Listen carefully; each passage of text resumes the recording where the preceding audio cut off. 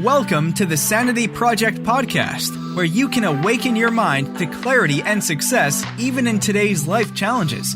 We're here to provide insights and solutions that will help you live a sane, healthy, and prosperous life. Here's your host, Joanne Victoria.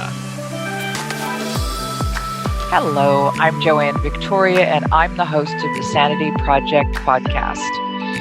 The Sanity Project podcast has guests that help you, the listeners, discover a life of clarity, confidence, and success. The thing that's important about what I do, which is about life-work harmony, is that it works for everyone, although the intention of this podcast is for entrepreneurs to listen and learn. And I have a great guest today who is going to help you listen and learn and persevere. Her name is Jill Valdez. She is calling from the Sedona, Arizona area. And in 2016, a corporate restructure caused Jill to have to figure out what she wanted to do next. She went back to school, got a job as a project manager, and realized everything she did in the nonprofit world was relevant in the for-profit sector. Jill's passion for helping has led her to the launch of Link, helping companies with people management to get to the next level now, as soon as possible. And the problem Jill is going to be solving today is how to find happiness when circumstances are less than ideal. And every entrepreneur knows that circumstances are mostly less than ideal. So welcome to the show, Jill Valdez. Thank you so much, Joanne. It's great to be here. Well, I am grateful that you are here because you're a great guest for our audience of entrepreneurs and other listeners who have been listening to me for a long time and have been following my posts and my podcasts. So, I mean, I know that you left the corporate world in 2016 because of restructure and reorganizations and restructure. That's ongoing. The larger the corporation, the more they have it. Yes. So how did you get to this place today in 3 short years? Yeah. I actually was in the nonprofit sector for 17 years. Mm-hmm. And it was that organization that I was at that went through a restructure. They were going through some financial difficulties. And that caused me to make the jump into the for-profit sector. Right. And in making that jump, like you mentioned in my introduction, is that I realized there's things that I took for granted that businesses would know that I found out that some of them weren't implementing. They didn't know things. They didn't know about people management. The idea was, hey, you're an employee. You're going to show up and be happy because I'm giving you a paycheck. And, my background, I was completely volunteer based. And so I knew that we could be treating people better and letting them have a better experience in their workplace. And besides just the expectation of show up, be happy because you're getting a paycheck. Right. So I started with a company and they hired me as their project manager, and that developed into more of people management and human resources. And I was there for about a year, and my boss came to me and said, I'm kicking you out of the nest, basically, in that I want you to go start your own agency. He said, I'm being super selfish in keeping you to myself. You have a lot to offer other people and other companies. I'll be your first client, but you need to go out and start your own agency. So that's how I got Link going and got that started and have come to this place where I'm at now. Well, that's pretty good. But I think that your 17 years in the nonprofit arena taught you a lot as well. Would you say? Oh, totally agreed. Yes. It was interesting taking my resume and translating it for that hiring manager, of showing them how the things that I did in the nonprofit sector really translated into the things that they were looking for. And that was good for me too, to see like, oh, I do know what I'm talking about. Those things actually did prepare me for where I'm at now. It's almost like, go back to that movie Karate Kid, and when Mr. Miyagi was teaching Daniel about karate, and and he's like, oh, you're going to paint my fence, but that's really getting you ready for karate. So yes, it's beyond transferable skills, and especially for women who are, luckily for you, someone eventually recognized your skill set and your desire to help more people.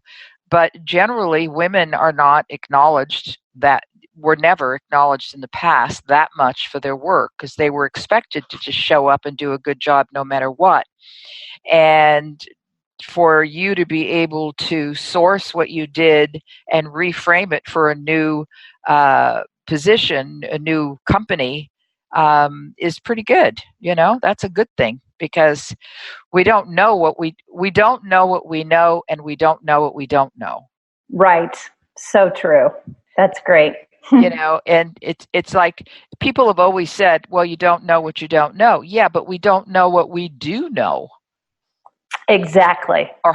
And how valuable it is, because we tend to, as women, sorry, that's what I've got to say. If men are listening, now we tend to undermine ourselves, because we also don't get that much support in the workplace, because there is that expectation of, do your job, here's your check, go home. Yes. And, that's why for a few decades now, I have chosen not to work for other companies. A job is just, it's important to me, because anyway, for the reasons that we're discussing. But I was kicked out of a job many years ago when I worked for somebody, and he too said, you have to leave. You're too smart for this job. You have children to take care of. Go find a better job. He says, you have 2 weeks. Oh, wow. Yeah. Well, that was fine though. But I had no idea what he was talking about. Yeah. Oh, sure. So you say, I'm sorry, did I, what were you going to say? Okay. No, it's all good. Well, I'm looking here, and the problem for listeners, I always ask the guest, tell me what problem you will be solving for our audience, because our audience is key. They are the most important part of this triangle. I'm the host, I have a guest, and yet there is the audience, because this is where we share with you what we know to the best of our ability, and you'll either hear it now or hear it again when you re-listen to this podcast. So you say the problem you will be solving is how to find happiness when circumstances are less than ideal. Yes. Through the following practices. So you've got 3. So why don't you talk about those 3 practices that unless you don't have the document in front of you, then I'll read them to you. No, I have it. Thank you. Okay. Yeah. Yeah. So in order for the 3 things that I talk about is that you want to make sure to understand that conditions are never going to be perfect, but you can find the good anyway. Number 2 is use adversity to your advantage. And number 3 is positively persevering until the storm passes. So looking at those, with conditions are never going to be perfect, but you can find good anyway. I was at a company for 9.5 years, and I wouldn't quite call it hell, but it was awfully close. I had a great boss, and there were good people, but there was a lot of internal turmoil that made it a toxic environment to be working in. I know that those are all, big buzzwords right now in the industry. But it's true. Yes. They are big buzzwords because it exists. Yes, very, very much so. And so I was there for 9.5 years, and I couldn't imagine doing anything else. It was my passion, and I was a super, and I still am actually, a bit of an optimist. Like I believe that if people are around me long enough that I'm going to win them over. And I just kept waiting for that day where the place that I was at, where the people, they were going to be like, oh my gosh, Jill is amazing. We're so glad that she's here. Sorry. No. And that never happened. Oh, isn't that disappointing, though? You always think somebody's going to notice. Yes. And really, the bottom line was they wanted somebody different than who I was. They wanted somebody who was passive. They wanted somebody who just kind of followed along and who would just check some boxes off. They didn't want an entrepreneur. They didn't want somebody who was thinking and who wanted to move the company forward. They didn't want that forward progress. They liked staying where they were. And so I was there, but what I had to realize is that those conditions were atrocious on many, many days. There were days where I'd get up and I'd just be like, I don't think I want to go into the office. But I had to, right? I mean, this was my job. And what I was doing, I was super passionate about. What I believed the company could become was super passionate about. And it was those kinds of things that when I talk about conditions aren't perfect, but you can find the good anyway, that's finding the good. Is you might be in a situation where you do not enjoy who you're working for, or you don't enjoy some of the tasks that you're doing.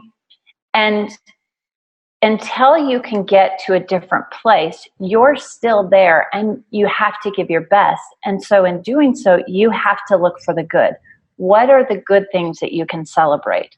That might be intentionally, that is intentionality, but looking around and saying, okay, what is this company doing right? Or if it's about a relationship with somebody in the office, what can I find good about them?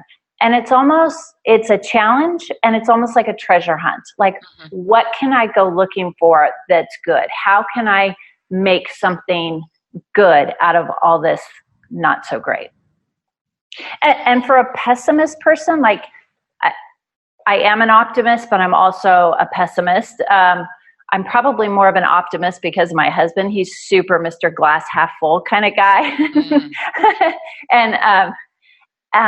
And so because of that pessimistic side of me, it takes effort. Like, and especially if you're super unhappy, if you're just like, oh my gosh, I can't stand this. This isn't what I wanted it to be. This isn't what I expected it to be.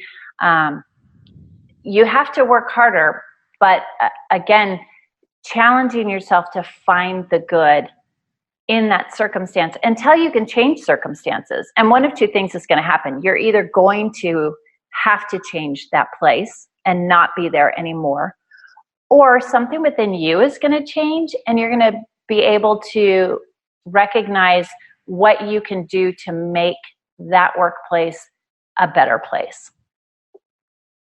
Okay. Oh, yeah. Now, How about using adversity to your advantage? Is that the same thing?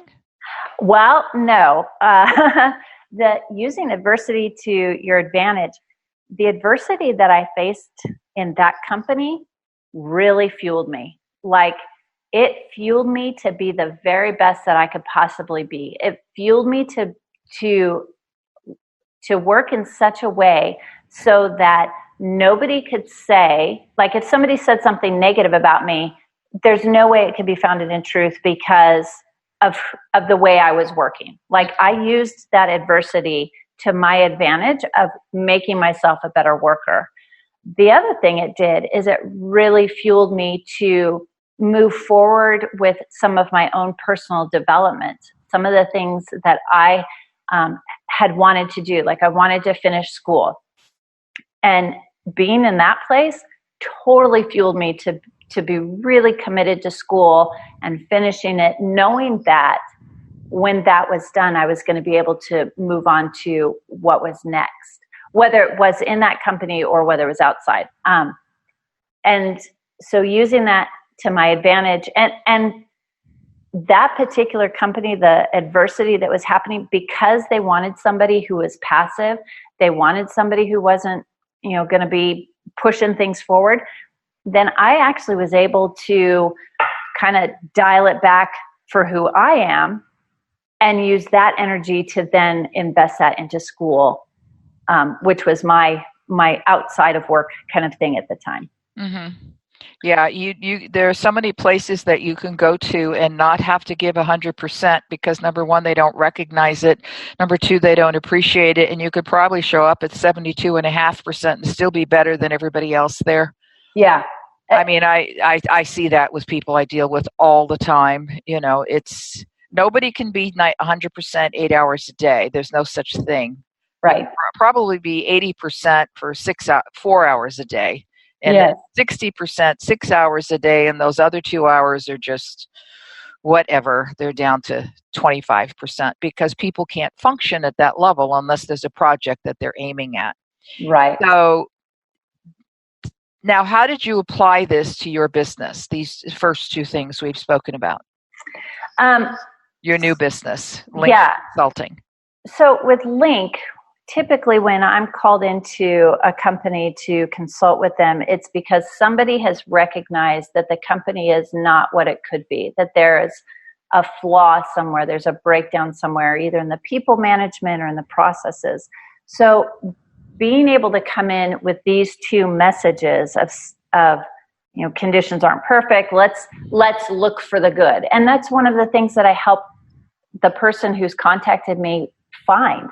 We talk about what's not working, but we also talk about what is working, because that is a key foundation to build on and to capitalize on for a company. Because obviously there's good things that are happening, or else the company would be completely closed, or they would have like nobody on staff kind of thing. Mm-hmm. Also, the using adversity to their advantage, where I help companies implement this is that, okay, there's stuff not working. Let's work on some new things. Let's take this opportunity to start fresh. Let's take this opportunity to start dreaming of what really could be, and then making those action plans. That's using the adversity to their advantage. Asking the question of if there were no obstacles, if you knew that you wouldn't fail, what would your company look like? Right. If you knew you couldn't fail, that's the key. Yes. Yeah. Because people always think of failure. They don't think of what if there is no failure. Right. Yeah. And I'm pretty active on LinkedIn, and in doing so, there's been a lot of conversation lately about the topic of failure. Mm-hmm. And people are so afraid of it. And I've seen that they're afraid of it and they avoid it at all costs, rather than embracing the mistake and embracing what didn't work. The only thing that makes a person or makes something a failure is if it stops you from moving forward. Then that's a problem. But failing at something, I mean, when I was in high school, I got an F in English, which I thought I was going to die because I never had that happen before. Mm-hmm. That's a failing grade, and yet what it did is it showed me what I needed to know, what I needed to be doing better, where I was weak at and where I was strong at. I could have said, oh, well, that's just going to be me for the rest of my life. All of a sudden, I'm not academically great. I can't do this. And I could have let it completely change the trajectory of how I approach learning. But instead, I learned from it. And I think that people need to do that better, that they need to recognize that, for one, mistakes are going to happen. People are going to make mistakes. There's going to be ideas. There's going to be businesses. There's going to be endeavors that people tried that don't work. That's a part of life.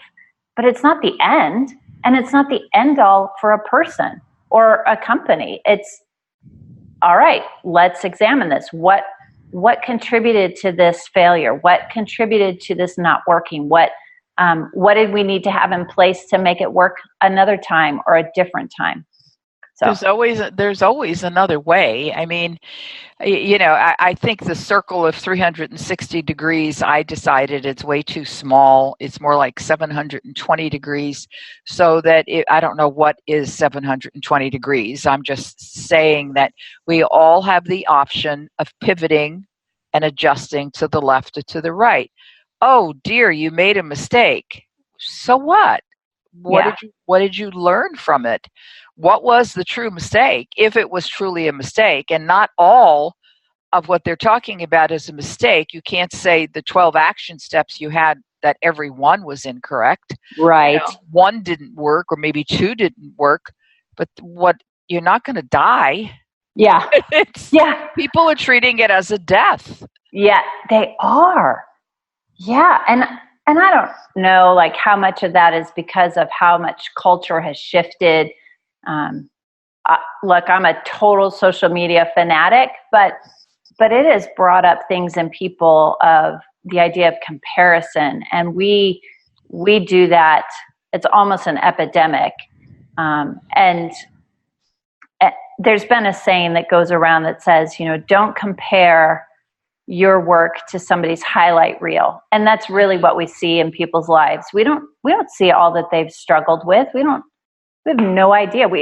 Even that fabulous picture on Instagram, who knows that it could have taken them 40 different pictures to get that one. So, yeah. Yeah, there was a thought that just missed my brain. Come back. I know it'll either come back now or later. Yeah. People, when they compare themselves to somebody else, it makes them less than, and their self-esteem and self-confidence just drops. That they're incapable. I mean, to consider yourselves a failure for one error, I'm not even going to call it a mistake. It's just, oops, I pressed the wrong key. That's right? pretty much all it is. On the computer, it's, whatever. Thank God I have Grammarly part-time, because I type when I'm doing something, writing, especially going so quickly, I make a lot of mistakes when I'm writing, and I have to go back and do a spell check on that whatever I've written, so I can understand what I just wrote. Yes. But it's better to do that than to think I'm not a failure. And when I might have made mistakes along the path, but all you got to do is learn to adjust, and people don't like adjusting. They just would rather beat themselves up. And I think it's a generational thing, but it's been repetitive for too long. So before we wrap up, let's see if we can positively persevere until the storm passes. Yeah. For when I was at that company, there were days that I thought, oh my gosh, I'm going to be stuck here forever. Mm-hmm. I'm never going to get out. This is never going to be this is my life forever. But life has seasons, we're getting ready to go into fall, and that's a totally different season from summer and winter and then spring. Nothing is forever. Mm-mm. And so when I adopted that perspective, I began being able to get ready for the next season, recognizing that if I persevere, there is going to be a change. Eventually there's going to be a change, whether it be me leaving the company or whether there's a change in the company. Something is going to change. There is truly nothing that lasts forever. The thing is that we live in a microwave society. We want everything now. Mm-hmm. And we want everything perfect. But mistakes can be perfect. They can be. When you look back on a mistake, like if I look back on some of the stupid things that I've done, and yet how it has springboarded me, mm-hmm. or how it has prepared me for where I'm at today, I mean, it's awesome. So when I think about persevering, how I encourage people is I talk about the fact that, so living here in northern Arizona, they have a monsoon season.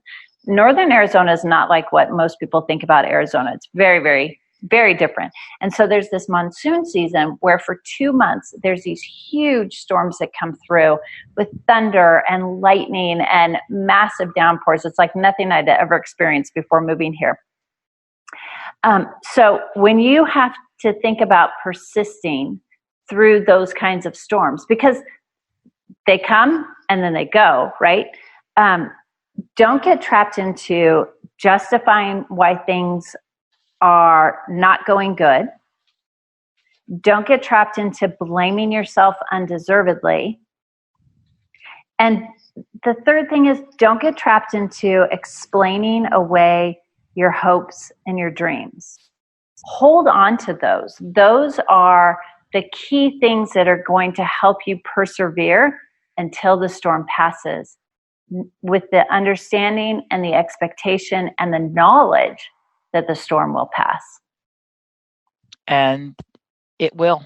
Yes. All right. So Jill Valdez, how can people get in touch with you?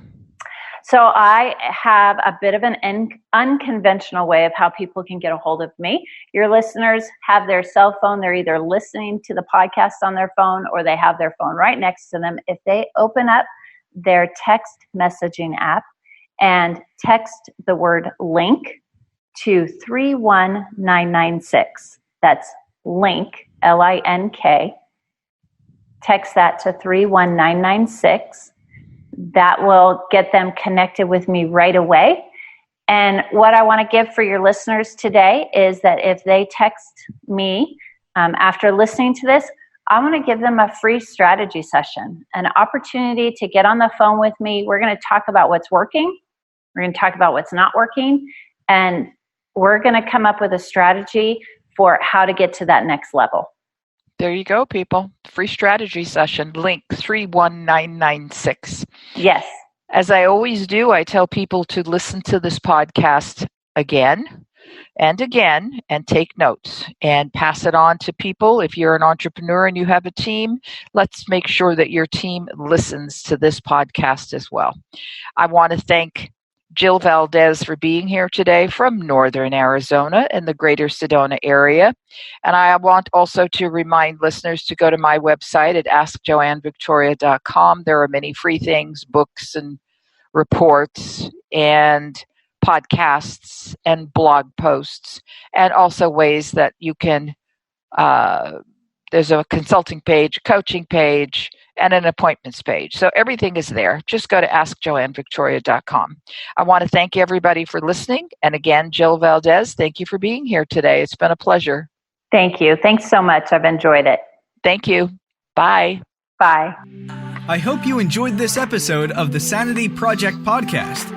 Please go to askjoannevictoria.com to listen to more podcasts. Check out Joanne's coaching programs and get a free copy of her report, 5 Steps to Achieve Life-Work Harmony. That's askjoannevictoria.com. Take care, and thanks for being here.